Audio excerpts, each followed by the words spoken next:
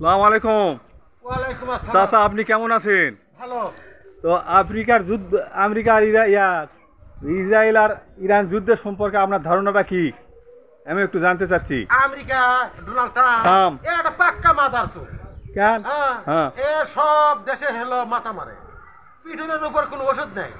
ঠিক আছে, হ্যাঁ এ যে পিটুন দিতে পারবে না হ্যাঁ তার কাছে দুর্বলতার সুযোগ পায়।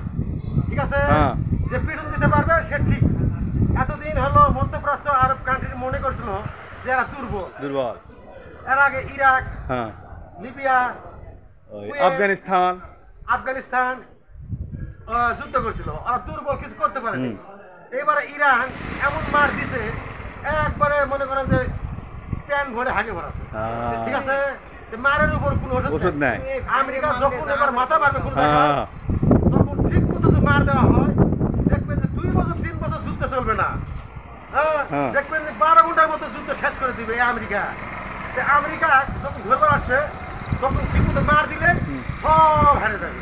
ঠিক আছে, এইভাবে দমন করতে হবে এই আমেরিকা। যাই হোক, আপনার যুদ্ধের রস্ত না থাক, কিন্তু আপনার কথাগুলার রস্তর চেয়েও দামি। সাহসিকতা থাকতে হবে। ঠিক আছে, ইসরায়েল চিন্তা হলো দমন করলো না।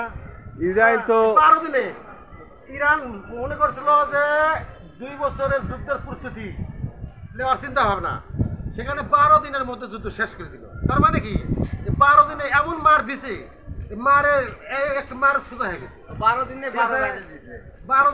12টা বাজে দিছে।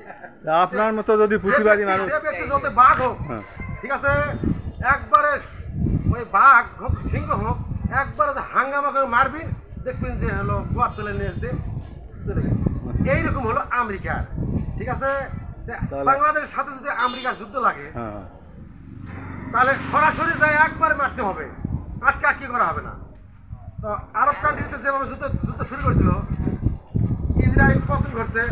এইবারে ইরানের টার্গেট বিশাল ঘাতক ভারত, ইন্ডিয়া। এবার যুদ্ধ শুরু হবে ইরানের সাথে ভারতে। দেখেন সময়ের অপেক্ষায়, তবে ভারতের বেশি বাড়াবাড়ি হয়ে গেছে। আপনি বলেন তো যে পৃথিবী বাড়াবাড়ি পাকিস্তান শুরু করেছিল, 2.5 ঘন্টা 2.5 দিনের মধ্যে যুদ্ধ শেষ করলো। মনে করো যে 12 ঘন্টায় 12 দিন, 2.5 দিনের মধ্যে 12টা বাজ দিছে। 2.5 দিনের মধ্যে 12টা বাজ। ভারত বেশি বাড়াবাড়ি করো না, একবার থাকো, ধুতি পরে ঘুরে বেড়াও। তো পৃথিবীর ইতিহাসে বোধহয় আমেরিকার এরাই চরম পরাজয়। একটা চরম পরাজয় মানে কি, কত মার দিবে কত আমেরিকার কত, এই হলো কথা। এখন ইরানের টার্গেট এখন হচ্ছে হলো ভারত। হ্যাঁ, আমেরিকা মনে করছিল যে হলো ইসরায়েলে ধরার পরে, ইরানে ধরার পরে পাকিস্তানের টার্গেট করবে। এর আগে হলো ইরাক করছে, লিবিয়া করছে, আফগানিস্তান করছে। তো মনে করছে ইরান পতন ঘটার পরে পাকিস্তান ধরবে। এবারে পাকিস্তানের ধরা এবার শেষ, এবার ইরান ধরবে ভারতে। ঠিক আছে।